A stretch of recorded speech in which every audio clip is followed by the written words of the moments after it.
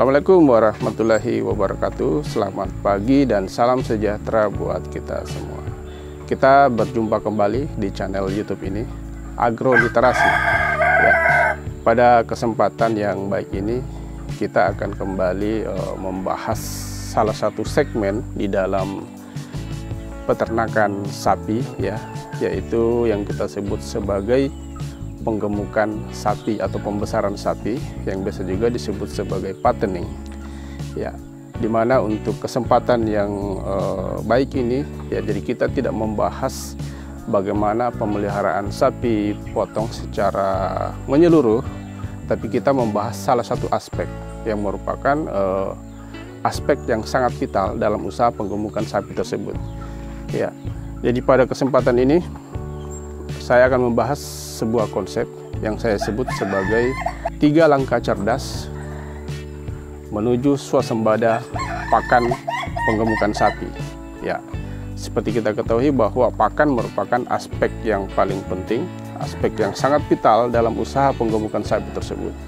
Nah, jadi kesempatan ini saya akan memaparkan ada 3 langkah atau 3 step yang dapat kita lakukan untuk menjaga kesinambungan pakan untuk stok kegiatan penggemukan sapi tersebut.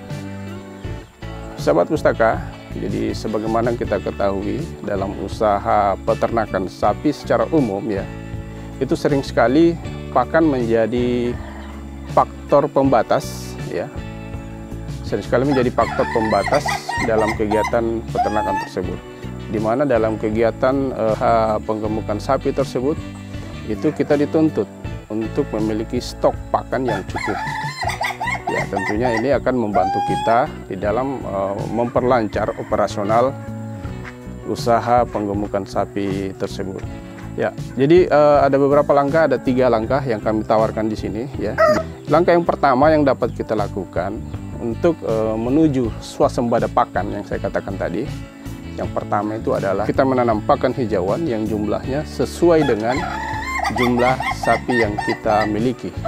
Ya, jadi kita harus bisa memperhitungkan jumlah pakan yang kita tanam dengan jumlah sapi yang kita akan gemukkan atau kita akan pelihara.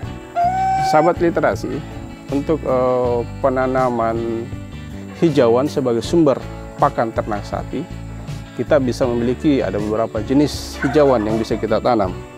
Di antaranya itu adalah jenis rumput-rumputan, ya. Jadi untuk rumput-rumputan sendiri ada beberapa yang bisa kita pelihara.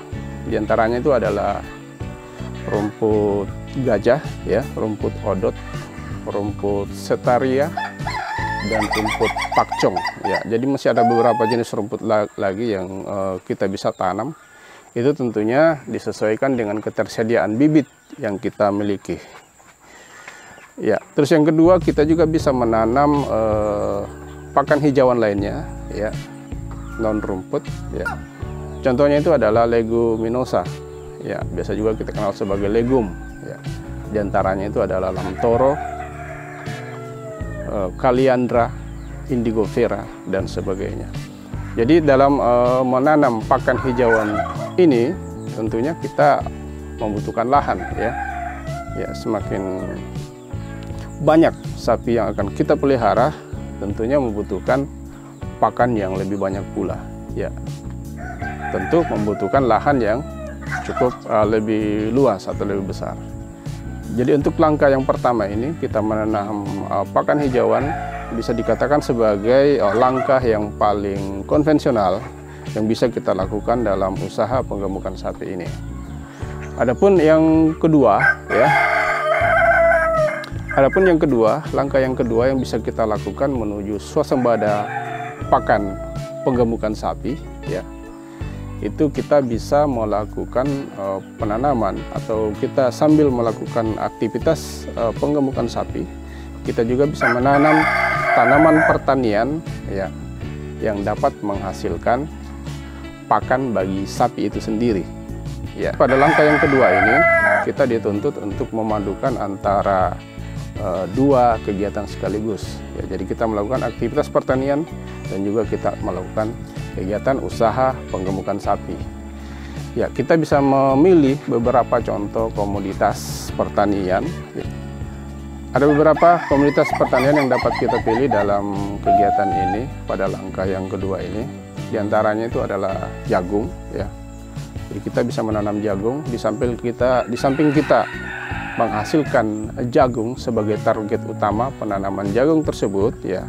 Pada saat panen nanti tentunya kita mendapatkan hasil samping, ya, yang berupa tebon atau batang dan daun jagung yang bisa kita gunakan untuk sebagai pakan alternatif bagi usaha penggemukan sapi yang kita lakukan.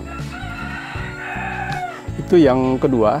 Sedangkan yang ketiga, upaya atau langkah yang bisa kita lakukan guna mencapai swasembada pakan penggemukan sapi tersebut yaitu kita melakukan proses pengawetan, ya. Jadi sebagaimana kita ketahui bahwa dalam usaha pemeliharaan sapi atau peternakan sapi, seringkali musim itu menjadi faktor pembatas daripada ketersediaan pakan. Ya, jadi untuk langkah yang ketiga ini kita dituntut untuk lebih kreatif di dalam melakukan proses pengawetan pakan. Adapun salah satu teknik yang paling sering digunakan oleh peternak sapi di Indonesia dalam melakukan pengawetan pakan yaitu dengan melakukan proses fermentasi pakan.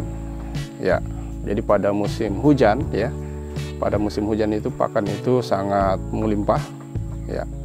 Sedangkan kebutuhan pakan pada saat itu mungkin tidak seimbang dengan jumlah pakan yang ada pada saat itu.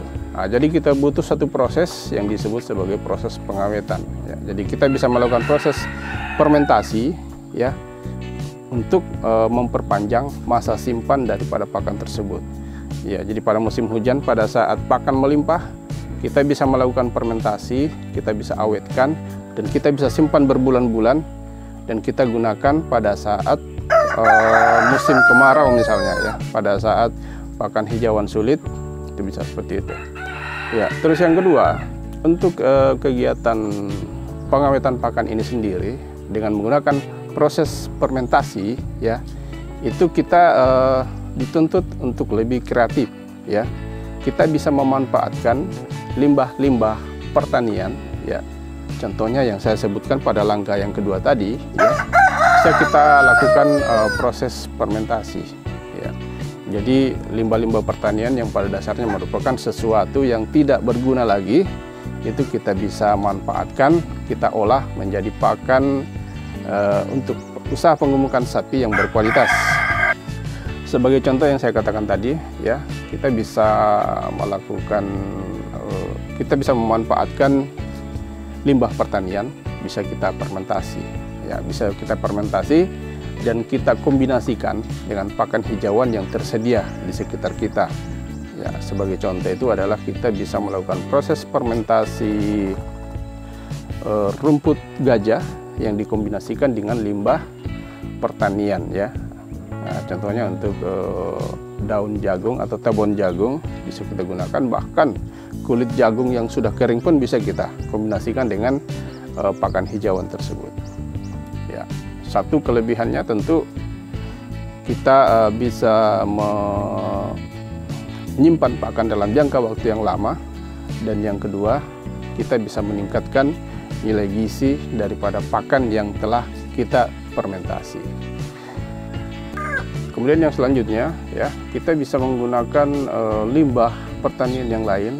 Nah, sebagai contoh itu adalah jerami padi, ya, yang pada dasarnya merupakan limbah pertanian yang umumnya tidak disukai oleh ternak kita. Nah, namun pada saat kita melakukan proses fermentasi, terjadi perubahan kimia pada jerami tersebut sehingga nantinya akan mau dimakan oleh ternak kita. Sahabat literasi, jadi mungkin ini yang sempat saya sampaikan pada kesempatan hari ini. Semoga bermanfaat dan selamat mencoba. Ya, wabillahi taufiq wal hidayah. Wassalamualaikum warahmatullahi wabarakatuh.